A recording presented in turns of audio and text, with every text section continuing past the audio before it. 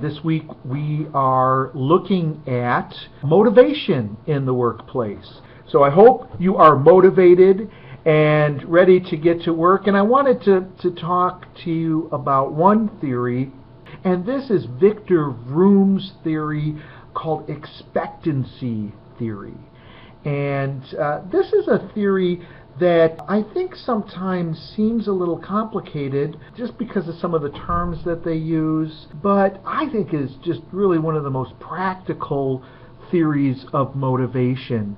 And motivation is such an important topic for managers because ultimately your responsibility is to get people to get their work done. And they have to be motivated, and if you have to watch them and constantly harangue them, you're not a good manager. But if you can find ways to motivate people and get them to do the work because they want to do it and because they're inspired to do it and they're motivated, then you're a good manager. Vroom's theory says that our expectations or our expectancies are an important part of the motivation process. And he says that the effort we put forth and whether we are motivated to put forth effort is first a function of our expectations about performance. Do we think if we try and put forth the effort that we'll actually be successful in our performance? If we answer that yes, we are more likely to be motivated and to put forth efforts. Next, we want to consider, and we will consider, okay, if we put forth that effort and we're successful, will that performance, that successful performance, be rewarded? Will people recognize it? Will they attribute that success to you? Will you get some kind of reward for that performance? And finally, Vroom says, whatever reward that is that reward aligned with what you as a person really wants out of a reward? So what are your personal values?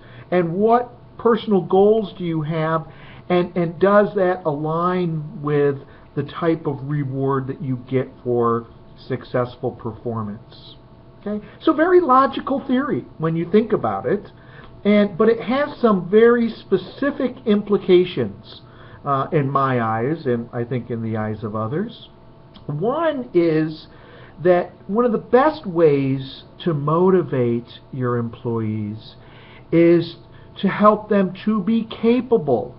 So through training, through putting them in roles where they can be confident that they can be successful, by encouraging continuing mastery of skills, this will make people want to work because we want to do things that we'll be successful at. So success itself is motivating, or the expectation of success is motivating. So to motivate people, make sure that they're competent, give them opportunities to be competent, develop their skills so they're competent.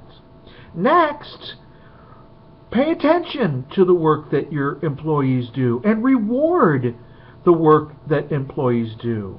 So there's a classic article, and I'm remembering the exact title, but it says, in the folly of expecting A while rewarding B.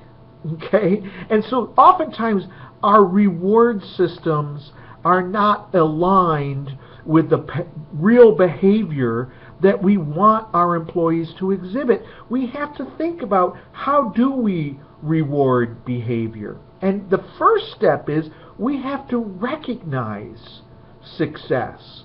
It has to be on our radar screen.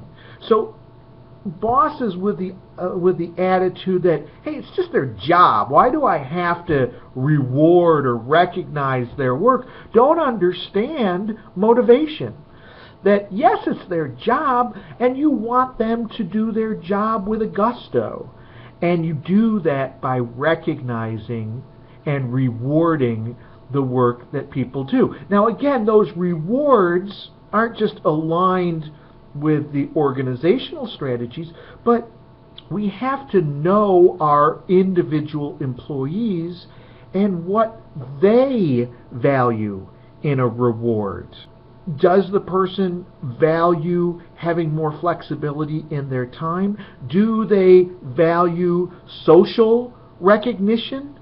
Do they value explicit monetary rewards? Okay, we should have some range of ways that we can recognize success and reward success, and we should find ways to make them fit with the individuals and their personal goals. And if we have that flexibilities as managers, we're more likely to motivate our employees. Okay, so those are the practical implications that I see of Vroom's expectancy theory.